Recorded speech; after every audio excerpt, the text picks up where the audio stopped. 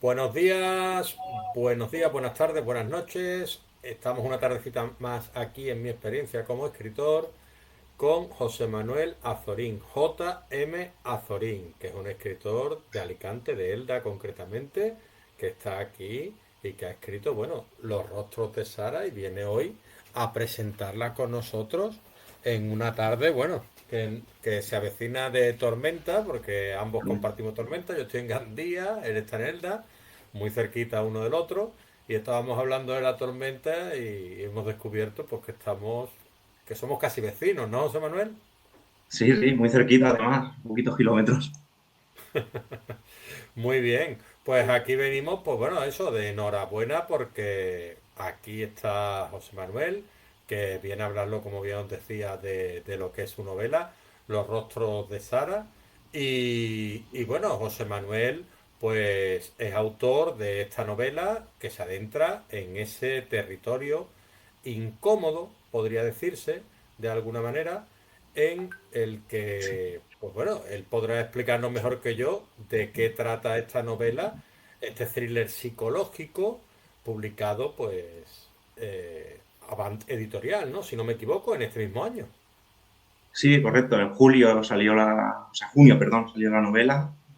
Ujú. Salió con Avant. La verdad es que muy, muy agradecidos a ellos por la Sí, oportunidad que me dieron al ser yo un autor totalmente novel y no haber tenido, digamos, nada detrás y ellos me dieron la oportunidad de sacar la novela y la verdad es que muy contento porque está funcionando muy bien.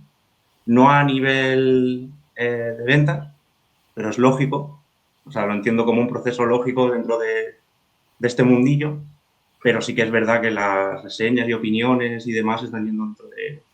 Porque, bueno, me tiene bastante contento, la verdad, ese tema.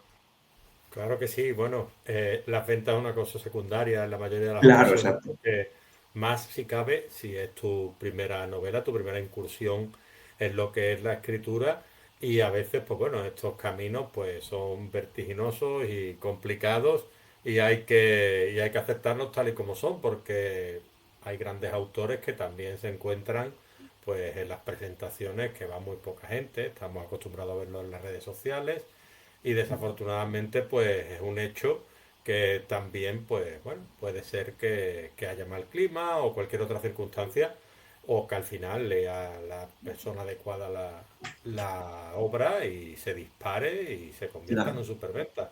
Es cuestión de suerte también en muchas de ocasiones. suerte, sí. Pero en este caso, Sí, al bueno, final tenemos esto una es... protagonista, Sara Al final me han Montalbán. dicho que esto es una bolita de nieve. Sí, sí, es así. Esto poquito a Que poco va se va llegando y va haciendo. llegando y al final cae en las manos que tiene que caer y al final llegará. Tengo mucha confianza con la novela, la verdad. Sí, hombre, a ver, la novela, pues bueno, el thriller psicológico también lleva mucho. Sara Montalbán es su protagonista y trata temas con mucha identidad, como son el poder, la fragilidad mental y también la percepción de la realidad que tiene cada persona, ¿no? Háblame un poquito de Sara Montalbán y cómo se te ocurrió este personaje y por qué es el protagonista de tu novela. Bueno, Sara se me ocurre dentro del concepto del poder. Es decir, es un personaje que lo tiene todo. Si tú lo ves al inicio de la novela, es ascendida. Es decir, ella tiene todo, tiene poder, tiene una familia, un hijo, todo lo que se puede tener, una comodidad y está ahora mismo en su mejor momento laboral también. Entonces, es un personaje que vemos cómo se destruye mentalmente dentro de la novela. Es decir, es una persona, podemos decir que a cualquier persona le puede pasar, hasta la persona más poderosa puede sufrir este tipo de problemas, o estos trastornos, o estas situaciones, ¿no? Al final son cosas que no se elige a quién. Se elige, te puede pasar, no te puede pasar, y Sara es un buen ejemplo de ello, porque como te comento, es una persona que viene de estar en lo más alto. Sí que es verdad que luego tiene sus secretillos y demás, pero bueno, eso ya se irá Bueno, viendo. como todos, Pero ¿no? sí, Todos tenemos Sara... nuestros ¿Eh? secretos. Todos tenemos Claro, nuestros exacto. secretos. Sara tiene su doble vida también. Perfecto, También tiene bueno, sus la doble cosillas. vida que tanto juego da, ¿no? Y Claro, luego está, exacto. pues bueno, la trama en sí, ¿no? ¿Cómo se te ocurrió a ti en este momento de tu vida convertirte en escritor después de que encendiera la chispa de esta historia? A ver, yo llevo mucho tiempo escribiendo en silencio, ¿vale? Yo empecé a escribir muy joven en medios alternativos, periodismos alternativos y demás, sobre compilaciones y demás, pero nunca me había lanzado a realizar una novela, porque tenía miedo de no saber construirlo. Es decir, una novela conlleva construir un personaje, construir algo interesante y tener una historia bien cuadrada. Es decir, llegar desde un punto A a un punto B de una manera interesante y saber cómo contar todo ello. Yo no me veía con la capacidad de hacerlo. Entonces, por eso, por ejemplo, en Los rostros de Sara, si has tenido la oportunidad de leerla, los capítulos son circulares. Es decir, acaba y empieza, y acaba y empieza. No tiene un Clayfair al final ni nada por el estilo. No dejo inacabado un capítulo. No sé si me explico por dónde voy. Intento, claro, porque mi mayor miedo al escribir la novela era es el no saber cómo llegar a la gente, cómo escribir esa historia y desarrollarla de manera adecuada. Entonces, siempre he tenido esas ganas. Esta novela es muy cortita, que eso está bien porque es muy ágil a la hora de leerla, pero para lo corta que es, a mí me ha costado más de un año largo, por lo que te estoy comentando, ¿no? Al final, cuando somos noveles, intentamos siempre perfeccionar, buscar y demás, y ha sido un proceso bastante largo y arduo, la verdad. Estupendo, estupendo.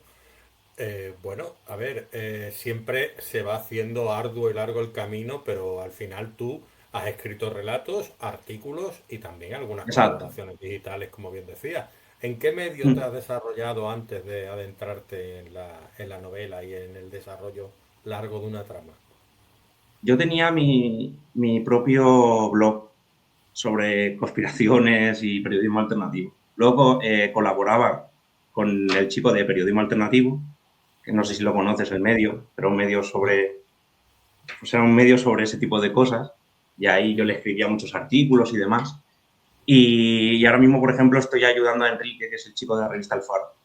Estoy colaborando con él, escribiendo artículos y demás, bueno, para seguir manteniendo también esa parte de mí que me gusta.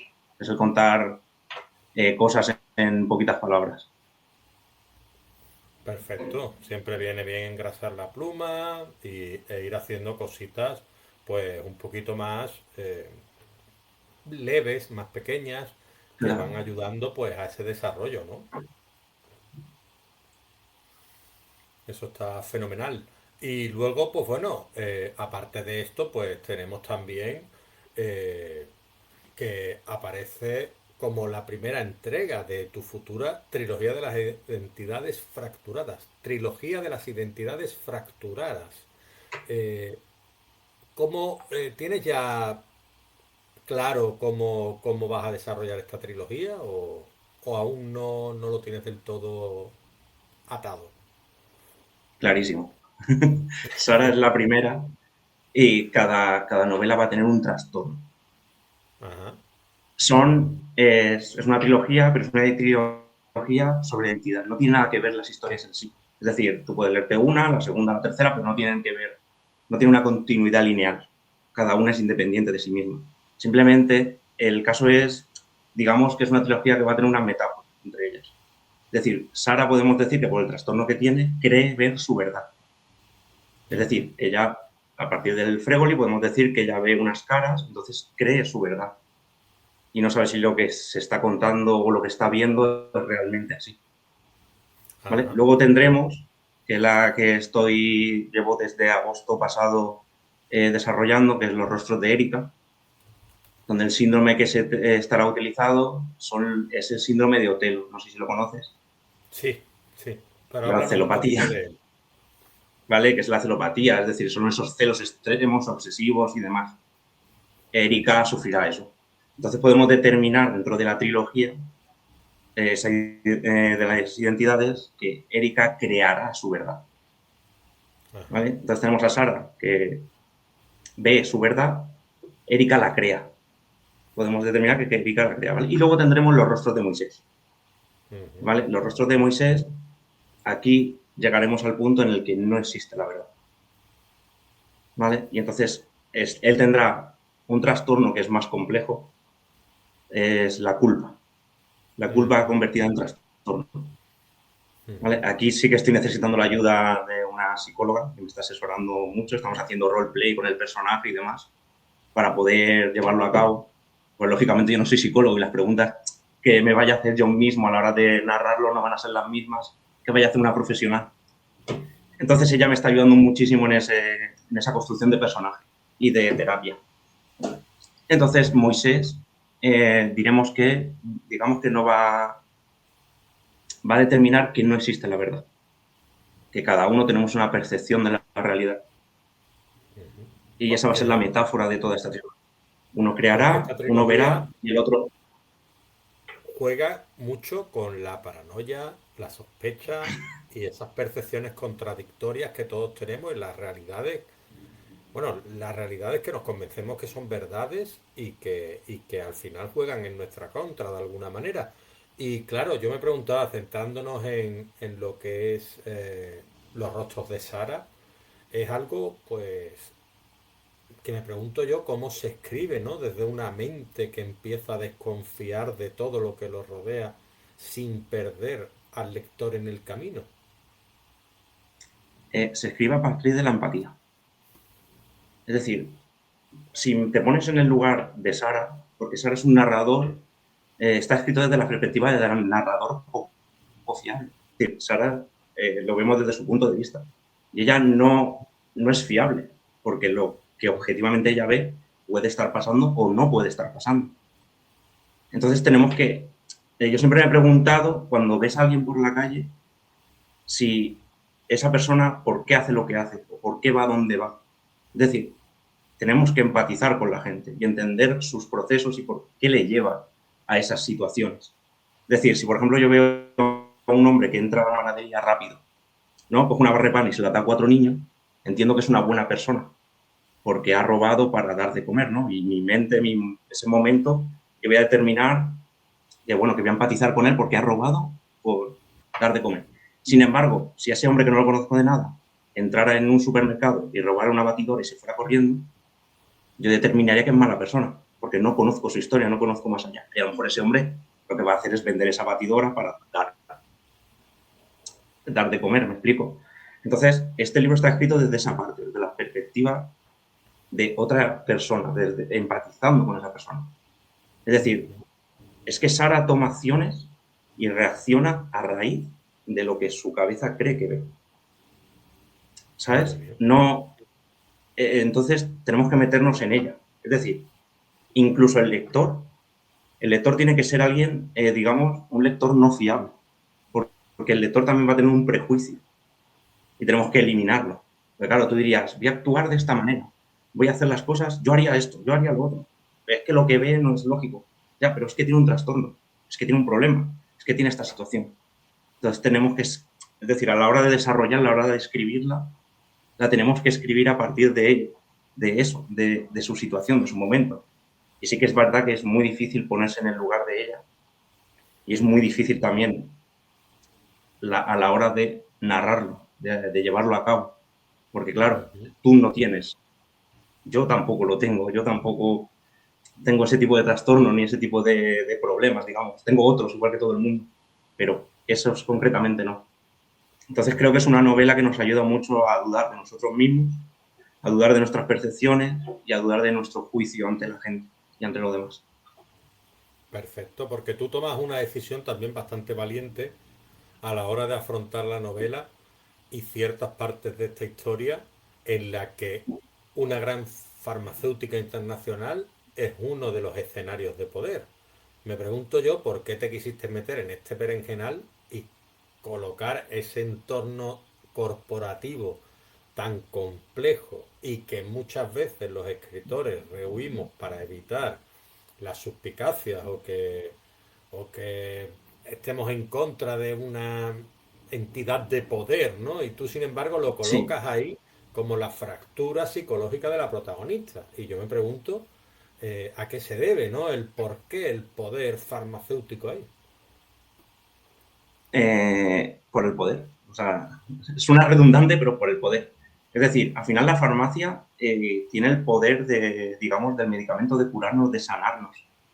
Pero si la persona que está al frente de ella no está tampoco sana, es decir, al final es una persona de mucho poder y puede tomar decisiones que afecten a muchas vidas. De hecho, en la novela hay un momento dado que cancela un acuerdo muy importante sobre y que afecta a muchas vidas.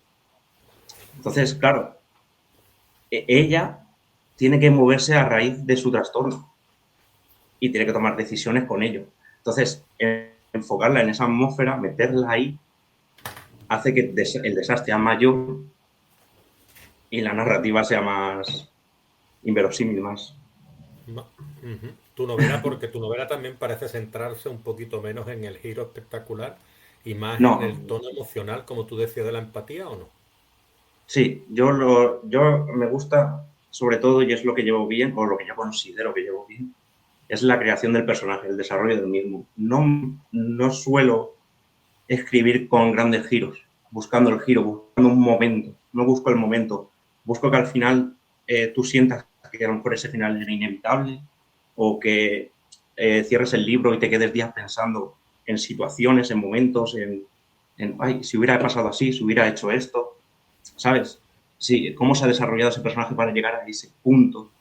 Pero siempre me gusta más el desarrollo que el giro en sí. Sí que es verdad que ahora estoy trabajando en realizar algunos giros en futuros proyectos, pero en este en concreto sí que me he centrado más en lo que es Sara, el personaje, y cómo desarrolla su trastorno, cómo evoluciona ella y dónde va a llegar. Y que al final es un final que cualquier persona que le presta atención sabe que va a llegar ahí. Claro, porque quienes leemos nos gusta, pues bueno, vivir esos silencios, esas dudas, esos estos pequeños cotidianos del día a día, la tensión remanente en todas las situaciones que se están dando en la novela. Me pregunto yo cómo trabajaste tú esa atmósfera contenida en tu historia para que creciera, ¿no? De alguna manera y crear esos climas que todos esperamos. Al final la atmósfera acompaña mucho al personaje y hace que evolucione con él. Por ejemplo, en la novela se cuentan las rutinas de Sara con el labial, por ejemplo, y el perfume, y se ve cómo eso evoluciona. El color, por ejemplo, de sus labios se identifica, por ejemplo, cuando tiene que ir a una reunión importante, o una reunión donde todo el mundo va a estar en su contra por las decisiones que ella toma, y lo va a cambiar de color, va a ser rojo intenso, va a ser un carmín fuerte. ¿Por qué? Porque la atmósfera que ella quiere llevar es esa, ella quiere, digamos que, plasmar eso. Entonces, para desarrollar la atmósfera, siempre he pensado en acompañar al personaje con ella. Ujú. Igual que los escenarios, igual que lo que hemos comentado de la farmacéutica, igual que su casa. La atmósfera de su casa podríamos identificarla como algo familiar, su red de seguridad, su momento donde ella puede estar cómoda, pero tampoco lo está, porque también hay otros problemas dentro. Entonces, para crear este tipo de atmósferas tienes que jugar mucho con los silencios. Es lo que yo opino, con los silencios hay que jugar mucho, con la inteligencia del lector, que son muy inteligentes y saben identificar dónde pueden estar los problemas y demás. Y sobre todo, ponerla en el sitio adecuado en cada momento. Es decir, ponemos a Sara en el momento, si está pasando un problema, digamos que tiene una crisis de su trastorno, la voy a aislar para que no tenga esa red de seguridad. Y esa atmósfera va a ser más opresiva para ella. Y el lector lo va a sentir así, porque va a estar sola. ¿Quién te va a ayudar? ¿A quién recurres en ese momento? Cuando sabes, no controlas la situación. Entonces, al final, hacemos una novela más íntima, también con la atmósfera.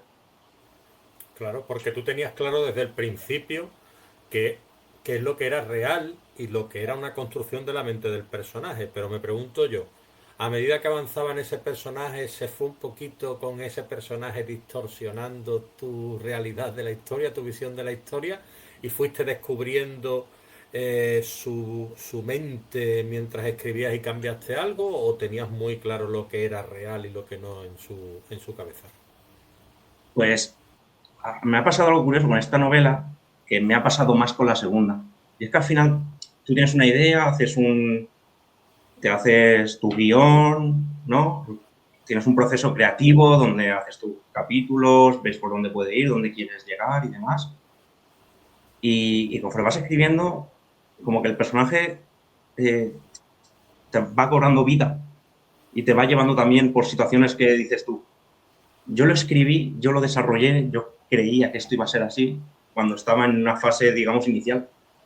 Pero ahora que lo estoy viviendo y que estoy viviendo a Sara, en este caso, eh, es que Sara no haría esto. Es que Sara no pensaría así. ¿Sabes? El personaje va adquiriendo su propia forma de ser, va viviendo y vas conociéndolo tú también a raíz de cómo lo vas escribiendo y cómo vas desarrollando su entorno. En esta novela me ha pasado, pero en la siguiente me ha pasado una barbaridad. O sea, al final, de mitad de novela, de por ejemplo, de Los rostros de Erika, de mitad en adelante es todo personaje. Es decir, el personaje ha decidido ir por ahí. Yo solo lo he acompañado. Pero al final, nosotros siempre, quien escribe lo sabe, intentamos hacer una historia muy cuadriculada, muy de nuestra manera, y al final el personaje solo se va yendo por su camino. Y tenemos que trabajar a raíz de eso. Yo no puedo ir en contra de lo que me está contando el personaje que yo he desarrollado. Si yo digo que Sara es ambigua, tiene una doble vida y se la está ocultando, por ejemplo, a su pareja, yo no puedo ir en contra de eso. Yo no puedo decidir que ahora de repente la cuente, porque no sería realista. No tendría sentido que ese personaje llevara esa doble vida durante X años y en este momento preciso, sin que pasara nada que a ella le suponga contarlo, lo hiciera, por ejemplo. Entonces, al final creo que el personaje te lleva siempre por un camino que tú no tenías inicialmente pensado. No te oigo. Sí, tú has construido a Sara Ahora te como un oigo. personaje fuerte, un personaje Sí. emocionalmente estable, pero también de alguna manera vulnerable. ¿A ti qué es lo que más te ha sorprendido de ella? ¿Justamente ese poder que tiene para mantenerse fuerte o los momentos en los que se derrumba? A mí lo que más me ha sorprendido de Sara es que tenga esa resiliencia, que aún pueda mantenerse, ¿no? Digamos, tras todo. Es decir, que aún siga siendo cabezón, aún siga empeñada y siga luchando por su verdad. Y eso es algo que me encanta del personaje, porque al final ella decide su camino y lo decide ella, nadie le dice por dónde tiene que llevarlo. Sí que es verdad que tiene unas injerencias y un pajarito aquí malo que le dice cosas, pero que al final lo que me gusta del personaje es eso, que es constante en su pensamiento y en su idea y no la termina cambiando. No va, no va a dar su brazo a torcer porque alguien le diga que eso va a estar mal. Ella piensa que esto es así y se va a realizar así. Entonces lo que más me gusta Ujú. del personaje es eso. Muy bien. La identidad también la tratas tú como uno de los temas más importantes del libro y está muy presente. ¿Tú crees de alguna manera que además de tus personajes, todos, todos nosotros, tanto tú como yo, como cualquiera de los lectores que se acerca a la obra, tenemos distintos rostros según el lugar que ocupamos en un grupo o la manera en la que estamos en la sociedad presentes o no?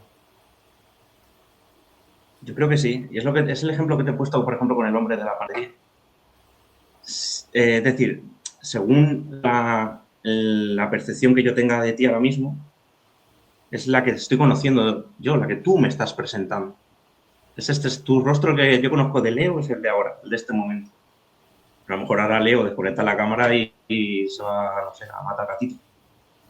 No sé, ¿sabes? Cada persona tiene, digamos que diferentes rostros, diferentes máscaras y diferentes momentos para ser de una manera. Todos nos transformamos según la situación que tengamos y el momento del día en el que estemos. Pues yo trabajo en hostelería, aparte de escribir, y yo tengo que sonreír a la gente. Yo tengo que sonreír a gente que a lo mejor me está haciendo la puñeta, o me está hablando, me está faltando el respeto, me está hablando mal en momentos dados. Pero es mi trabajo y esa es mi máscara en el trabajo. Pero Claro. fuera de él, pues a lo mejor no tengo que ser esa persona afable, tengo que ser yo mismo, porque no estoy Había, interpretando al personaje que trabaja. había un dicho que decía que las personas se conocen dependiendo de cómo trata al camarero o cómo trata a la persona que está al otro lado de lo que es la barra, ¿no? O bien la recepción o en cualquier otro sitio. ¿Tú crees en eso? Yo creo que sí. Yo creo que todo el mundo debería hacer un máster de hostelería. En vez de hacer una mili, trabajar 6 meses en hostelería y ver cómo la gente te trata y cómo te habla y lo que es ese trabajo, lo que conlleva, el estar ahí día a día y a lo mejor empatizamos un poco también con toda la gente que trabaja cara al público, no solo con lo que está en hostelería, sino con cualquier persona que te está atendiendo en un supermercado, en una tienda, porque al final todos tenemos frustraciones y malos días, pero no tenemos por qué pagarlo con esa persona que está simplemente desarrollando su actividad, ¿sabes? No tienes por qué llegar y decir, como a mí me ha gritado mi jefe, yo voy a ir a por este. No, no tiene que funcionar así. Tienes que entender que esa persona está ahí por imposición de su vida, no tiene ganas, a lo mejor no tiene ganas de atenderte, a lo mejor esa persona tiene un mal día también, pero le toca. Y como le toca, pues vamos a respetar también esas personas. Ya te digo, tenemos que empatizar. Yo creo que tenemos que empatizar con todo el mundo y todas las historias. No sabemos por qué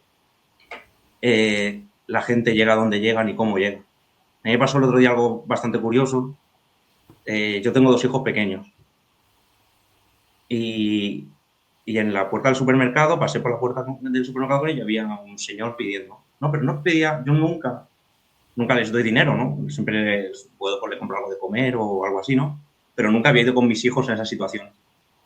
Y entonces entré al supermercado, me pidió agua, entré al supermercado, le compré la botella de agua y mi hija me dijo que, ¿por qué?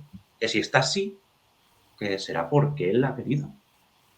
Claro, es una niña de 6 años, lógicamente en su razonamiento ella no tiene una vivencia como para saber las situaciones que te pueden llevar a ello. Pero sí que me dio a pensar que muchas veces muchos adultos sí que son iguales, sí que piensan, mira, está ahí porque él quiere, no sabe lo que le ha llevado ahí. A lo mejor tú que piensas así, dentro de 4 o 5 años estás en esa situación y no te gustaría verte, te gustaría que otras personas te ayudaran, que otras personas estuvieran ahí para ti. Entonces yo creo que debemos tener esa percepción de la realidad sobre nosotros mismos y sobre el resto. Cada uno tiene su historia y creo que debe ser respetada. Hablando de transformaciones, ¿no? ¿Qué es lo Mm. que ha cambiado de ti desde que pusiste la primera palabra o el título en Los rostros de Sara para empezar la obra y el final y el punto final, ¿no? Que pusiste a tu obra? ¿Qué hablarías tanto como escritor como persona? ¿Qué es lo qué es lo que dirías tú que ha cambiado en JM Azorín? Como persona me ha agrandado más el tema de la empatía. Me ha generado más el saber dónde la responsabilidad que tengo yo respecto al resto y cómo comprender a las personas. Me ha cambiado más en eso. Como escritor, me cambia más que Sara, eh, me cambia para entenderme, pero más me cambia los proyectos actuales. En el sentido de Sara está escrita muy bonita, es decir, tiene una escritura muy bonita que a mí me ha costado mucho tiempo llegar ahí, por eso te ha dado también muchísimo tiempo en que saliera, pero a la vez siento que le falta más de mí, ¿sabes? Es decir, Sara me ha enseñado que no tengo que buscar gustarte, como por mi forma de escribir. Te tiene que gustar mis historias. Y eso me ha enseñado para mis siguientes proyectos mucho. Porque ya no escribo tan bonito. No busco, digamos, la redundancia, la tormenta amainada, ¿sabes? No busco el oximorón, no busco ese silencio estruendoso. No quiero eso. Quiero contarte la historia como la siento. Entonces, Sara me ha enseñado que es más importante el contenido que el cómo se dice. Y eso sí que me ha ¿Qué, cambiado bastante. qué tipo de lecturas hace José Manuel Azorín en sus ratos libres? Ahora mismo estoy leyendo mucho psicológico, mucho. Me estoy empapando mucho de lo que quiero ser. Ahora mismo, por ejemplo, hace poquito he empezado con Reina Roja, con con Juan Gómez Jurado he empezado a leer sobre más novelas de él. Antes le he leído de Dolores Redondo Todo esto te daré, también, que es muy buena por el tema, lo que hablamos antes, atmosférico, escenario, las descripciones que hace son impresionantes, la verdad. Es media novela de descripción, prácticamente.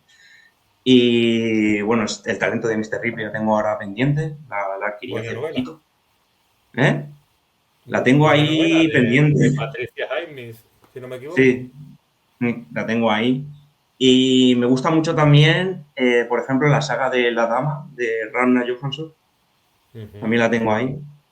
Y este año, por ejemplo, el año comencé leyendo Unas gotitas de felicidad de David. Ah, ¿conoces a David Juste? Sí, de hecho fue quien ha hecho posible que esté aquí. Ah, muy bien, no me acordaba yo de ese detalle y le mando un saludo, un abrazo Sí, sí, sí. a David La verdad Pelluste, que es cada que vez que tengo la oportunidad me junto con él en Cádiz y cenamos juntos, charlamos y nos ponemos al día, ¿eh? David y yo se le somos ve, bastante se le ve amigos. de esas personas que merecen la pena, la verdad. Porque a mí, ya te digo, no me conoce de nada, personalmente no nos conocemos, solo hemos interactuado por redes un poco y demás. Y ya te digo, me ha ayudado muchísimo, me ha ayudado a estar aquí contigo, me ha ayudado también, me ha dicho de publicarme, por ejemplo, en la Gaceta. Ujú. Le envié los rostros, por ejemplo, en modo de agradecimiento por todo lo que estaba haciendo. La verdad que es una persona que creo que, si antes hablábamos de rostros, yo creo que él se muestra tal y como es, porque también muchas veces creo que la gente que escribe se transmite también a raíz de la escritura. Y, por ejemplo, en la novela que he leído yo de él, yo me voy a leer más de él a raíz de todo esto, pero en una gotita de felicidad se ve esa empatía que él lleva dentro y esa forma de, digamos, que de querer ayudar a los demás. Así es. David Periñán Juste es una persona, como yo ¿Sí? le digo, que no tiene nada suyo. Y al final, pues trata de ayudar a todo el mundo y con todo el mundo se lleva bien. Y con quien no se lleve bien probablemente sea culpa de Se la otra acusa de esa persona. persona. Así de claro te lo digo, porque es un tío muy buena persona, muy buena gente. Y yo he tenido la oportunidad, te digo, de conocerlo gracias a la escritura y al final, pues bueno, está ahí, ¿no? Está entre el grupo de personas con las que me muevo cada vez que bajo a Cádiz y estoy participando con él en una antología, siempre está aliado con temas benéficos, con obras benéficas, Sí, he intentando visto ayudar mucho a de él que... otros, abrir puertas a otros escritores y escritoras Sí, y es un tío fenomenal. Y, y dicho esto, David, ya está, que te va a poner hoy gordo, se va a gordo, poner te va a rojo. caer por los dos lados de la cama, David, ya está bien. Y bueno, dicho esto de David, que aparte de una excelente persona, es un gran escritor y esa gotita de felicidad, que también he tenido la oportunidad de leérmela. Y quería preguntarte también yo, ¿cuál es el ritual de escritura tuyo? Hablando de nuevo de escritura, ¿tú planificas, necesitas escribir en silencio, te vas a una Antes, cafetería? ¿Cómo se lo hace JM Azorín? antes, es decir, el verano cambia mucho a la gente. Yo tengo, como te he comentado, dos chiquillos pequeños, entonces es muy difícil escribir ahora para mí, porque yo Sí. necesito mucha tranquilidad. Necesito pensar mucho lo que estoy escribiendo y cómo decirlo. Necesito seguir un hilo, conectar bien, conectar con el personaje, sobre todo conectar con el personaje. Saber en qué momento está de su vida, de la historia, dónde posicionarlo. Entonces ahora mismo es muy difícil. La verdad es que llevo un retraso considerable este verano por eso. Pero generalmente yo intento escribir cuando la vida me deja, cuando mi vida de padre, de trabajador me lo permite. Suele ser por las noches, las madrugadas se hacen largas, o por la mañana cuando ellos están en el cole y yo no tengo que trabajar. Y me gusta mucho ponerme música de esta eh, acústica, Ujú. Tú eres de los míos. flojita, claro, flojita. ¿Sabes? Es algo que no me saca, pero sí que me viene bien para concentrarme, para olvidarme del ruido exterior, de, digamos que aunque tú estés escribiendo, la gente sigue con su vida. Ujú. Las demás personas siguen con su vida y, claro, necesitas algo para abstraerte, para meterte más. Y yo utilizo eso. Luego tengo Me una viene al pizarra enorme pelo. delante de... ¿Eh? Háblame de la pizarra, háblame de la pizarra. Yo tengo una pizarra donde me escribo las ideas que tengo. Ahora, por ejemplo, tengo los capítulos de la novela que estoy escribiendo ahí Tú y que me voy eres haciendo como esos anotaciones. detectives, ¿no? Que aparecen y colocan la pizarra y los post-its, eso y todo lo demás, ¿no? Y entonces me viene muy bien para concentrarme, porque así digo, tengo que llegar aquí, tengo que llevarlo aquí, tengo que hacer esto. Porque ya tengo esquematizado todo, entonces es como, tengo que verlo aquí, tengo que llegar aquí. ¿Y qué te Y eso preguntan es tus una hijos manera, cuando ven esa pizarra llena de era, post? era de mi hija, se la quité, ¿Qué te se la preguntan? quité a la chiquita. ¿Qué les llama la atención? ¿Qué te dicen? Sí, sí, sí, la leen y tal, no entienden la mitad de las cosas por la letra y por las palabras, pero sí que les llama mucho la atención. Ellos están sobre todo la chiquilla que ya es más consciente, el chiquillo tiene 4 años, la chiquilla tiene 6, ella es más consciente y ella sí que se alegra mucho de que su padre escriba. De hecho, ya lo comenta en el cole, ya, ¿sabes? Y la verdad es que me enorgullece mucho que mi hija pueda hablar así de mí, la verdad. Y que vea esas cosas y diga, wow, esto es porque mi padre está escribiendo. Y vea la pizarra y diga, me la ha robado para un fin bueno. Me viene al pelo lo que comentabas de que te pones música porque me gustaría que le pusieras banda sonora a los rostros de Sara. No sabría. No sabría porque siempre la he asociado como música de este tipo que llamamos música de dentista, Ajá. ¿sabes? La veo Música así, la veo una... de hilo musical, ¿no? Claro, exacto, la veo una novela que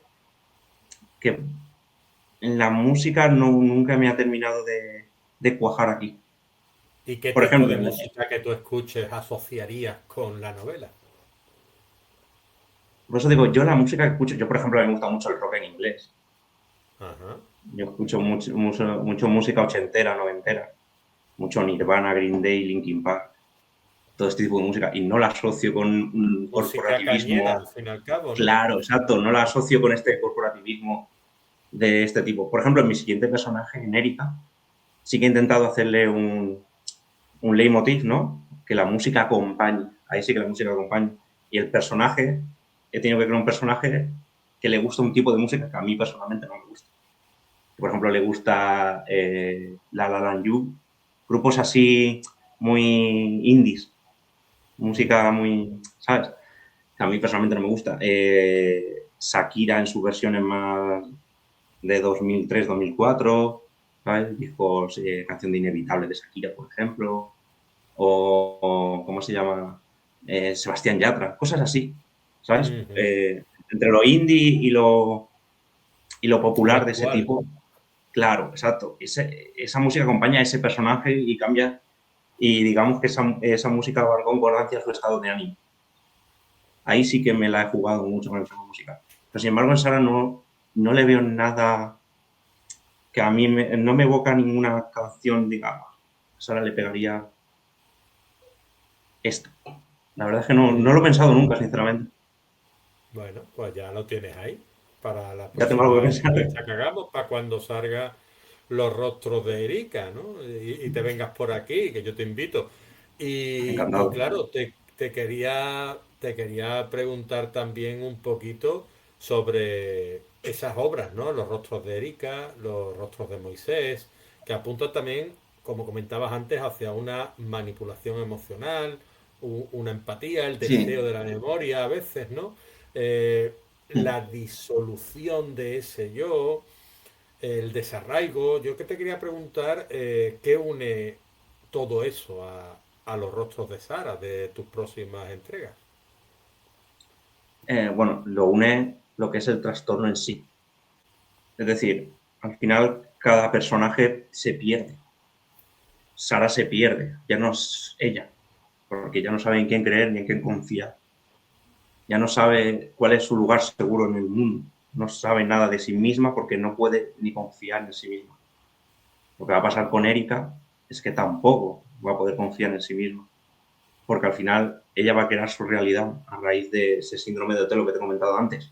Ella va, Ujú. digamos, a agrandar todas sus dudas. Entonces ya no va a saber lo que es verdad y lo que no, aunque ella se está creando su verdad. Va a cuestionar todas sus relaciones. Y luego Moisés es que directamente no va a saber ni lo que es verdad ni lo que es mentira. Moisés es una persona totalmente perdida de sí mismo.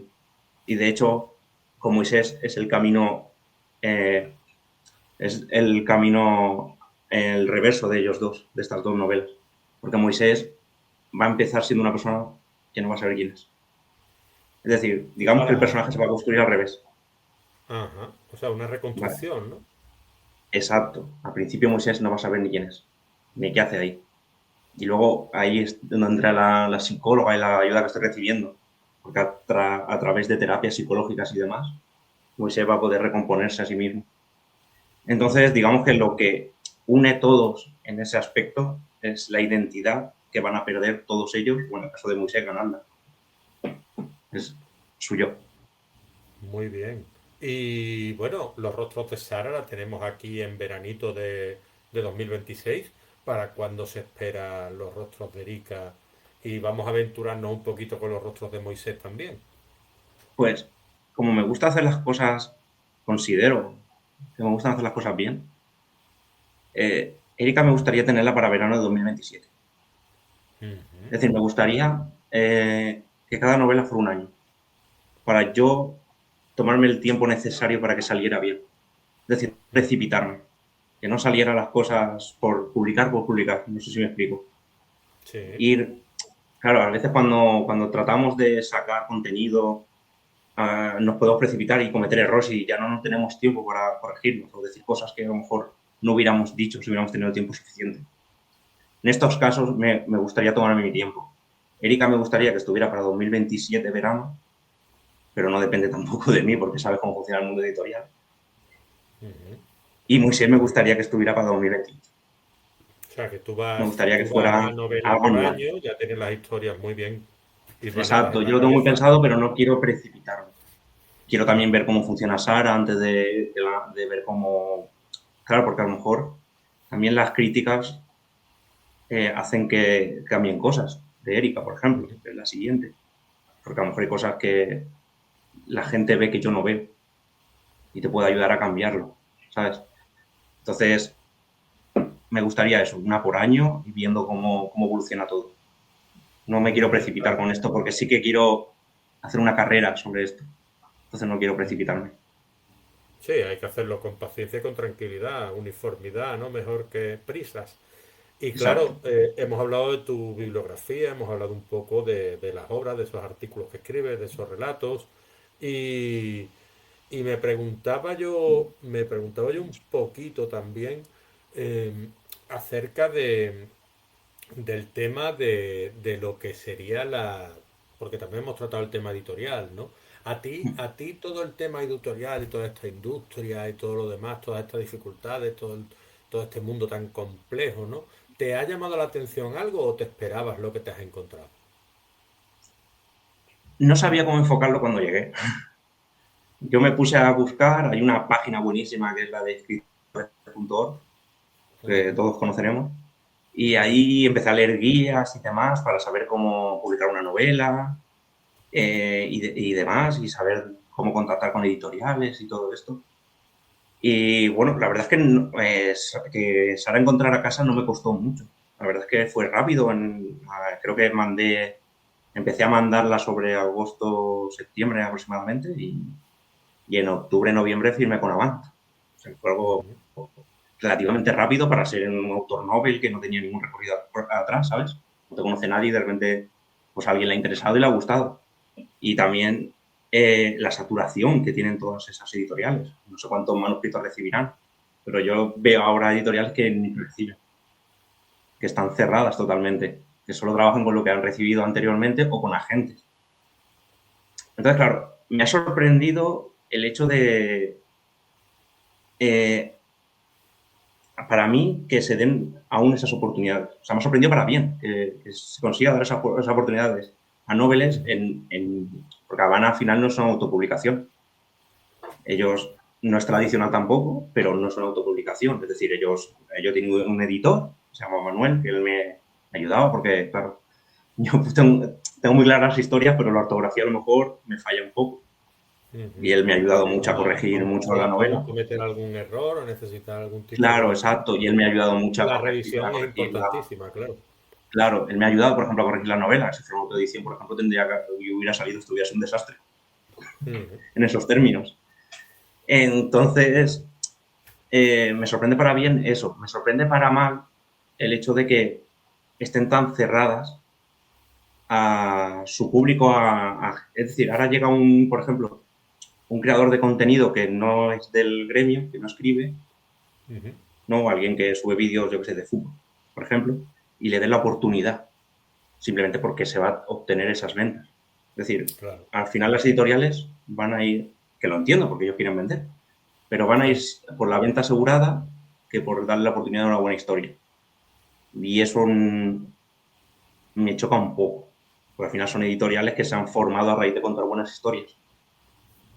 Sí, Una sí, pero al final lo editorial que manda es contrastada, esto. claro, al final manda eso y es muy difícil. Yo, por ejemplo, ahora me veo con los rostros de Sara y me veo bien, me veo cómodo porque, lógicamente, para mí es una ilusión enorme haber llegado hasta aquí y en este punto. Pero si quisiera, digamos, que Erika fuera en una editorial mayor, lo veo, vamos, lo veo como escalar una montaña enorme, lo veo dificilísimo, casi imposible. De hecho, hace poco hablé con David sobre este tema, Ujú. sobre los agentes que para búsqueda de agente literario y demás. Y es que es eso, a ver, si una persona como él, que para mí está contrastada como escritor, que él tiene un bagaje detrás, le cuesta, imagínate uno como yo. Sí, Es muy bueno, depende un difícil. poquito de lo que Sí, hablábamos depende de la suerte que anteriormente, tengas y dónde caigas. exactamente, y del momento y de Pero, todo. pero sí que es verdad que me puedo poner en el lugar también de las editoriales, ¿no? Todo lo que recibirán, y es que al final no le darán tiempo. Y cuando lleven 1000 de idas, si la 1001 es buena, no tendrán la paciencia para leerla de la manera adecuada. Y a lo mejor la descartarán por eso. Entonces, al final, Sí, sí, sí, es, totalmente. es un mundo muy difícil, la verdad. Meter el pie aquí es muy difícil. Sí. ¿Qué es lo que, de acuerdo con tu experiencia, qué tipo de recomendación le darías a alguien que empieza y te pregunta, José Manuel, qué es lo que tengo que hacer yo para publicar, para meter ese pie en esa puerta y que no se me cierre y que de alguna manera, pues bueno, verlo esto con brillo, ¿no? Porque si no, Sí, al no verlo final, todo el ¿qué lado le malo. dirías a esa persona que te pregunta? Que tuviera paciencia. Pero sobre todo no paciencia con las respuestas de las editoriales, sino la paciencia consigo mismo. Es decir, que escriba lo que considere que tiene que escribir y que cuente las cosas como quiere contarlas. Y que luego busque, pero busque concienzudamente, que sepa lo que busca, que no meta su novela en una editorial que a lo mejor no le vaya a dar el empuje que necesita, o que no le vaya a dar, digamos, que no sea de la cuerda del género esa editorial de su novela. Es decir, que no envíe por enviar, que no queme su novela. Al final, una novela es como un hijo, es algo que ha nacido de ti, que tú la has trabajado, la has desarrollado, la has trabajado durante mucho tiempo y tienes que dedicarle ese mismo tiempo y ese mismo cariño para buscar un sitio. Si empiezas a mandar emails a los locos o a gente que no, al final, yo creo que entre ellos también pueden hablar, ¿sabes? A lo Ujú. mejor decirle, no, esto no, ¿sabes? Y considero que esa persona que ahora empieza lo que tiene que hacer es ser el mismo. Si tiene una historia buena, si sabe que la tiene, si está autoconvencido que tiene esa historia, ya le llegará la oportunidad. Siempre Muy bien. está Y ya para el tema concluir, de... sí. No, decía que también está siempre el tema de la autopublicación. Está Círculo Rojo, Ujú. Ediciones Europa y demás, que, oye, es una manera de entrar en este mundo también. Es una manera que termina de poner tu libro en una librería y que gente lo conozca. Entonces también tienes esa posibilidad. Ujú. Y ya para concluir, ¿no? Alguien que se adentre en lo que es los rostros de Sara, ¿tú qué querrías que sintiese cuando cierre la última página? ¿Y qué duda o qué motivación, qué emoción te gustaría que se quedara rondándole la cabeza? Me gustaría que esa persona pensara, que no se limitara a decir, bueno, me ha gustado o no me ha gustado, pero Ujú. que pensara en, que le dejara esa, que sea la historia que cierren el libro y aún estén 3 o 4 días pensando en él. pensando en situaciones, en momentos, ¿no? En lo que hemos comentado antes, en cómo llega aquí, por qué llega aquí. Yo hubiera hecho algo diferente. Es que, claro, esa persona ha pasado por esto, ha pasado de esta manera, y que se planteara cosas del resto del mundo. Al final, lo que te he dicho, el lector tiene que ser también no fiable, tiene que dudar, no tiene que tener un prejuicio y también tiene que intentar llevarlo a cabo, intentar que cuando cierre el libro se quede ahí su pensamiento en las situaciones que le puedan venir en un futuro sobre otras cosas también. Pues perfecto, José Manuel. JM Azorín, hoy lo hemos tenido hablando de los rostros de Sara, aquí en mi experiencia como escritor. Nos ha contado su experiencia, nos ha contado todo aquello que ha transcurrido por su mente mientras escribía esta obra. Y nada, José Manuel, muchísimas gracias por haber estado aquí. Y este es tu espacio para cuando precises. Y bueno, te dejo que te despidas tú de la audiencia. Nada, muchas gracias, Leo, por la oportunidad. La verdad es que es la primera vez que estoy en un sitio así. Lo haces que sea cómodo y eso se agradece porque gente como yo que empezamos en todo esto, sabes que cuesta hablar, abrirse y demás, y la verdad que lo haces cómodo y te lo agradezco de corazón.